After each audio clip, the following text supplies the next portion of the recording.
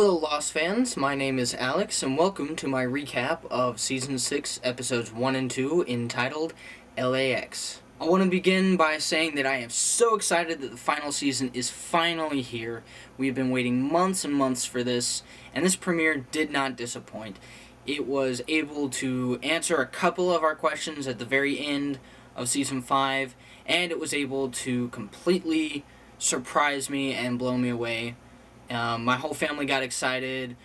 We had some friends over, got some food together to celebrate. As her birthday. As her birthday. Yes. Well, this is more exciting than a birthday. It is the premiere of the last season. Yeah, we had a lost cake. Now, even though we did get a few answers, we also got a horde of brand new questions. Are you really that surprised? Start the intro!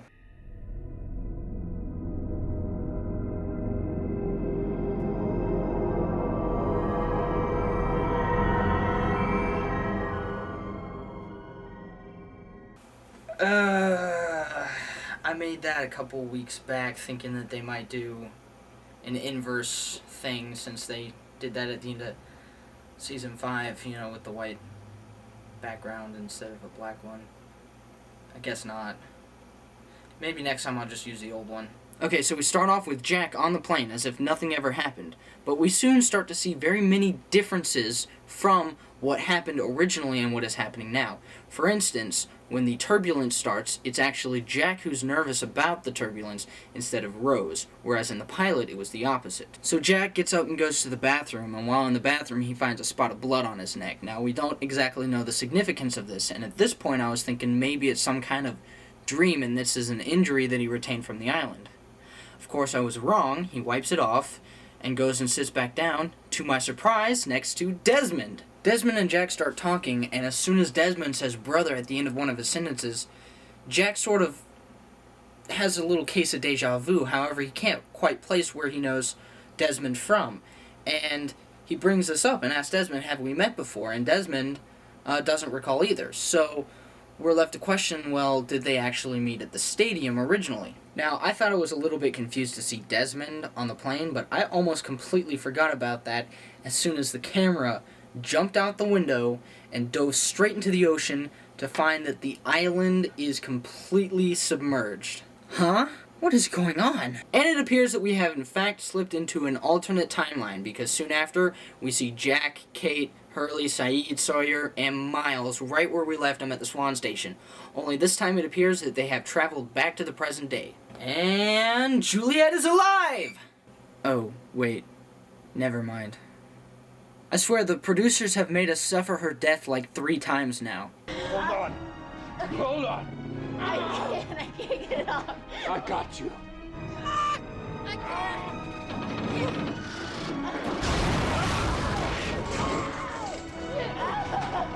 I can't reach.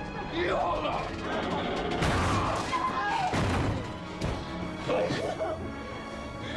I got you. No, not Juliet. No, they can't do that. They were such a good couple. Don't you leave me. It's okay. Don't you leave me. You hold I on. love you. No, you don't let go. I love you, James. No. I love you so much. No. No. Juliet, no!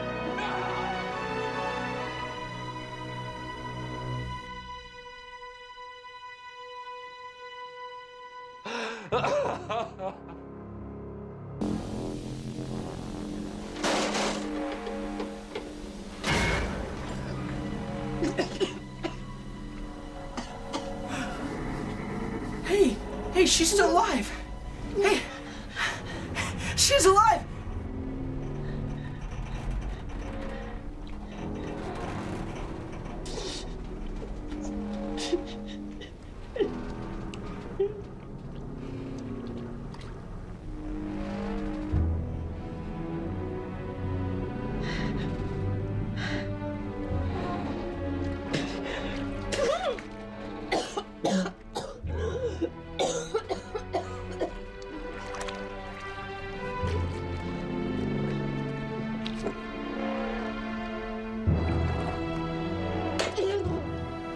What's she doing?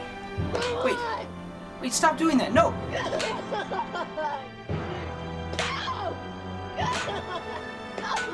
No, no, no, no, no, that's not good. Don't hit on that wood. Juliet, no!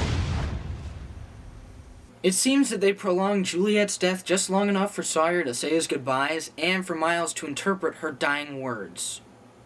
It worked. Wait, what worked? What does that mean? She's talking about the hydrogen bomb?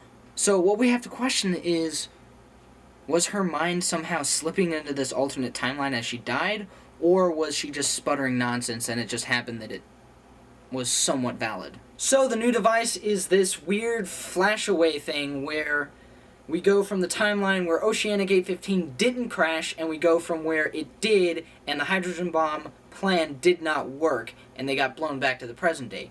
And whenever it moves between these two timelines, it makes like this kind of flashback whoosh that we are kind of familiar with.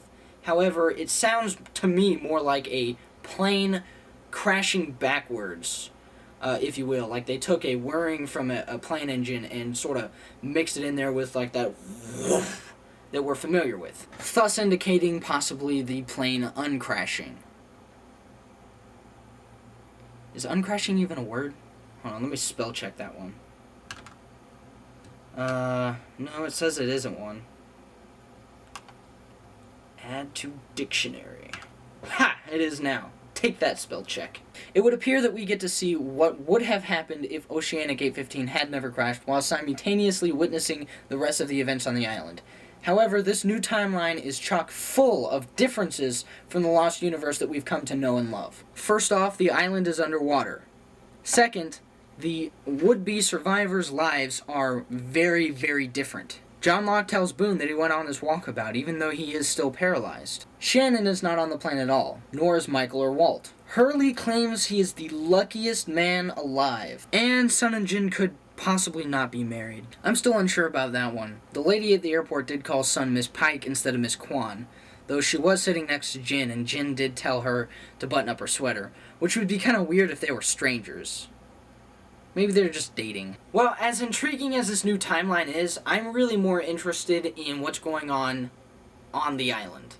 I mean, episode 1, Jacob walks right up to Hurley and is like, "Hey, Hugo." Now, at that point, I was expecting Christian, because Christian's usually the one that comes out of nowhere and starts talking to people, so I was actually surprised to see that it was Jacob. Jacob tells Hurley that he died an hour ago, which is why Hurley is the only one who can see him.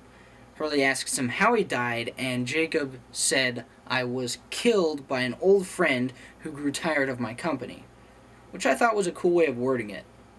Anyways, Jacob tells Hurley that he needs to take Sayid to the temple, and there they can help him. Back at the statue, Bram and a couple of his buddies decide to go into the statue and find out what is going on.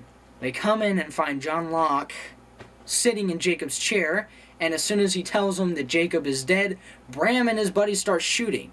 And finally, we get a clear-cut answer. The man in black is the smoke monster. So for the rest of my recaps until we get a name, the man in black shall be called Smokey. We also find out that Smokey is completely unable to cross a line of ash. We see this when Bram tries to make a circle of ash to protect himself. So now we have to question it. In the cabin, which I'm not quite comfortable referring to it as Jacob's cabin, because I'm just not really sure, was the line of ash around the cabin meant to keep Smokey in or keep Smokey out? Now keep in mind, when Hurley accidentally stumbled across the cabin, he saw two people inside the cabin, and it's not likely that Smokey can take two forms. For example, Unlock disappears when Alex manifests in front of Ben. There are also lots of theories saying that Claire died at the end of Season 4, and the form that we see her up until her disappearance has been a form of the smoke monster. It's also theorized that Christian is a form of the smoke monster, Christian being the father of Claire and Jack.